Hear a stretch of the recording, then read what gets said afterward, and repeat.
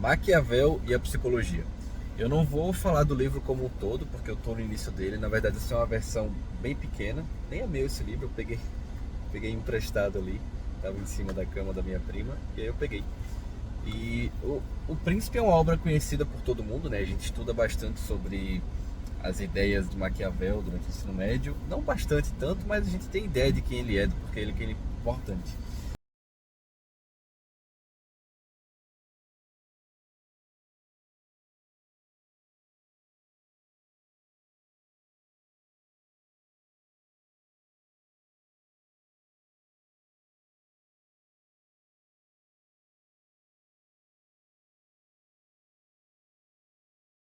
Mas uma coisa tem me chamado muita atenção, veja só. Eu acreditava que o Maquiavel, ele tinha sido uma pessoa de muito status, né? Muito querida por todo mundo, mas aparentemente não, veja só. Ele era filho de nobres, ok? Eu não vou falar aqui os nomes dele, dos pais. É, nasceu em Florença.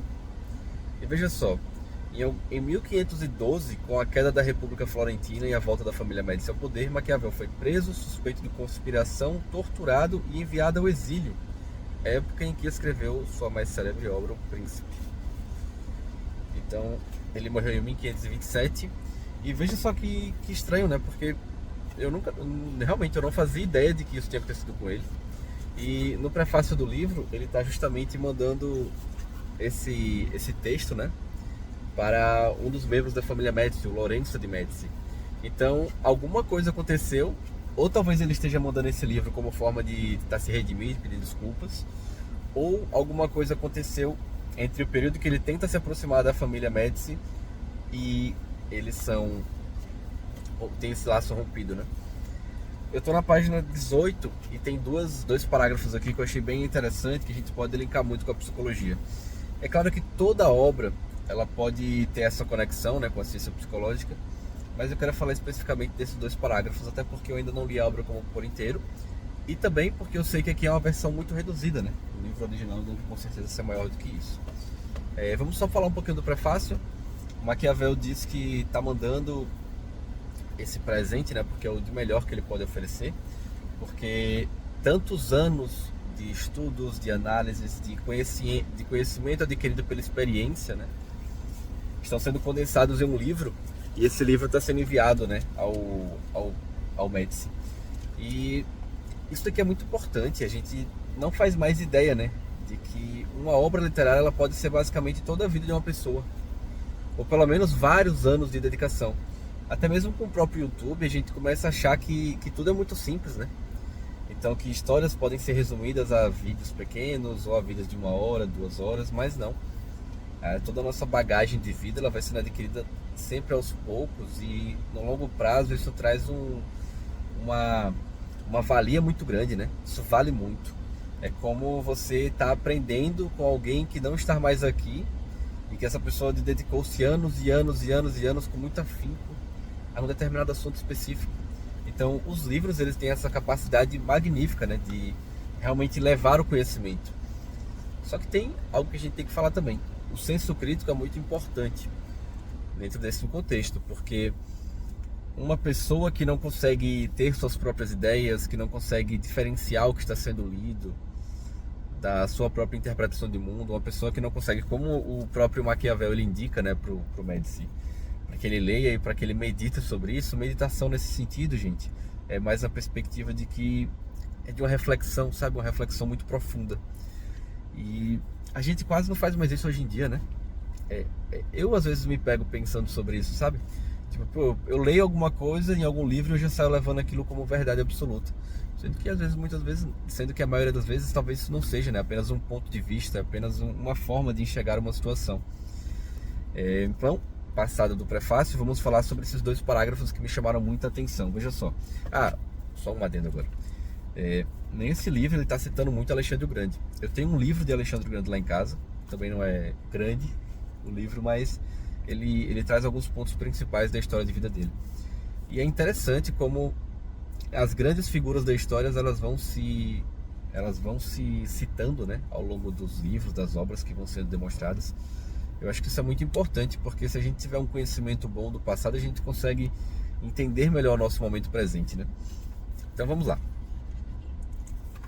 É muito natural e comum o desejo de conquistar.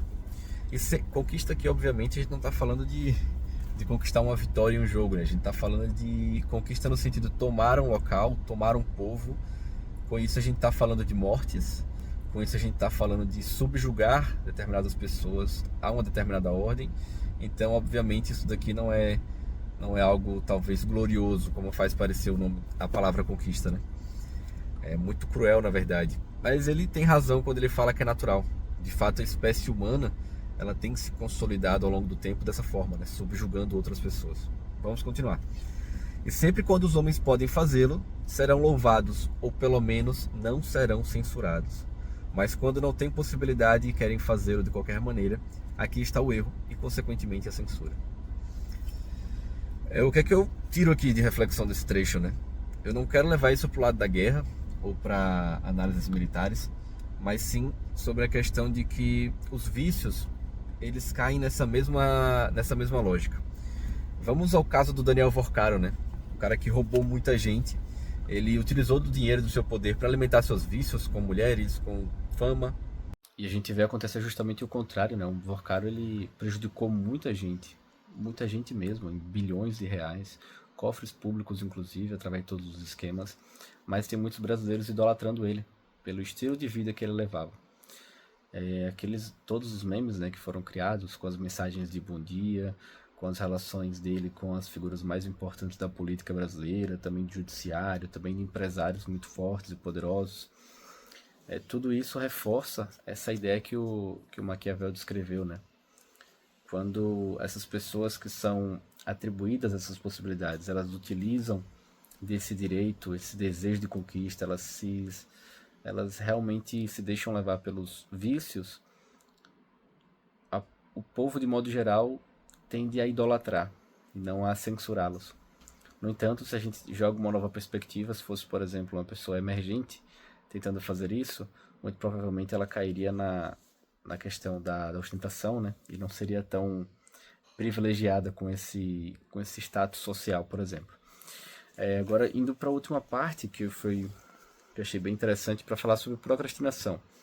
Aqui nesse contexto, ele está falando sobre guerra, mas vocês vão perceber a forma que a gente consegue linkar esses dois temas. O rei Luís cedeu a Romanha a Alexandre e o reino à Espanha, para evitar uma guerra.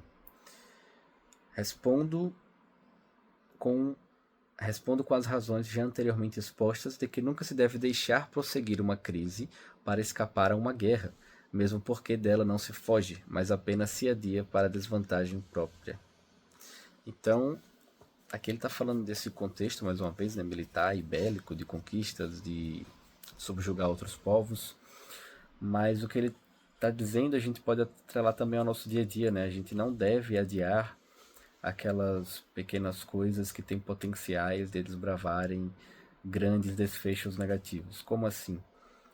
A gente deveria, ao máximo, exercitar a possibilidade de cumprir com o nosso dever ou com nossas obrigações do modo mais rápido possível, a partir do momento que a gente percebe que a gente precisa fazer algo, né? Se conseguimos estabelecer esse hábito, é inerente que a procrastinação ela vai sumir aos poucos da nossa vida. Claro que nunca 100%, mas a partir do momento que a gente tem essa tomada de consciência de que algo precisa ser feito e que talvez você já possua as condições para executar esse algo, a não ação perante dele é similar a esse trecho aqui descrito do livro O Príncipe, de que não se pode fugir da guerra, né? Então não se pode fugir das consequências das coisas que fazemos ou das que não fazemos. Portanto, a parte mais inteligente, né, a ação mais inteligente, a melhor forma de lidar com essas circunstâncias da vida seria justamente tentando se organizar ou executando-as imediatamente. Assim você não ficaria à mercê de uma sorte, ou então você não precisaria esperar até que algo de ruim acontecesse para conseguir cumprir com isso. Bem, eu espero que tenha feito sentido, né? Eu não consegui ler o livro por inteiro, acho que eu li umas 40 páginas dele, mas eu vou depois buscar uma versão completa para assim ler. Vou tentar também entender, né, o porquê que ele foi exilado. Enfim, quando eu tiver mais novidades, eu acho que eu vou fazer um vídeo aqui trazendo atualizações sobre essa obra, mas é bem legal.